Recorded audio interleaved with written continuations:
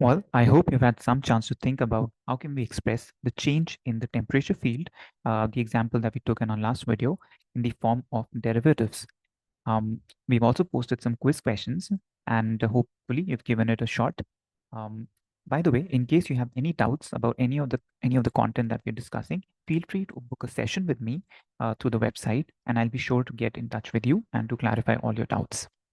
So let's look at this expression, which is where we ended our last video, where we have the temperature defined at the point x plus dx, comma y plus dy, comma z plus dz, and we've taken the difference, or we subtracted the temperature measured at the point x, comma y, comma z from the temperature at the neighboring point x plus dx, comma y plus dy, comma z plus dz.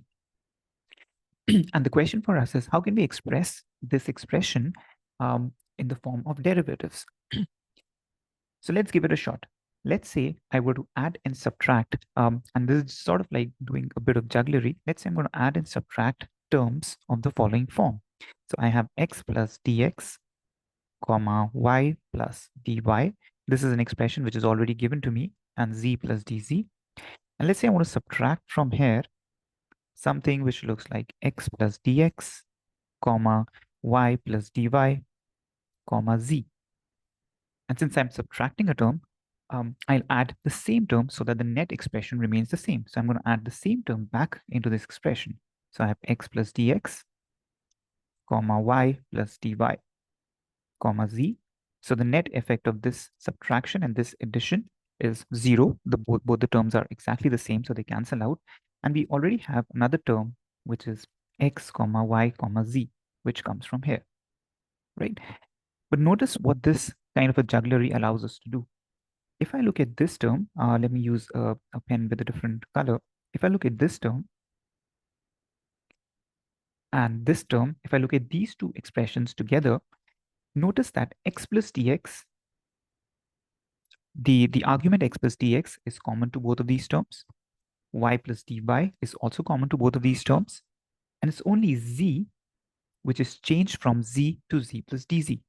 Now, this reminds us of the kind of expressions we deal with when we talk about ordinary single variable derivatives. Right. So if you look, if you recall the review video that we did, we have an expression where we defined the derivative of a function with respect to a single variable. In order to define that, we have an expression of the form df, which is f prime x times dx. But what is this df? This df is nothing but f of x plus dx, that is the function measured at a point x plus dx, minus the function measured or evaluated at the point x. That's exactly what df is. And if you compare this expression with these two terms that we have here, you notice that x plus dx and y plus dy are being held constant, and it's only z which is changed. This kind of an expression I can now rewrite as, so I'll just look at these two terms. So let me just call this term 1 and this as term 2. And we'll just focus on these two terms.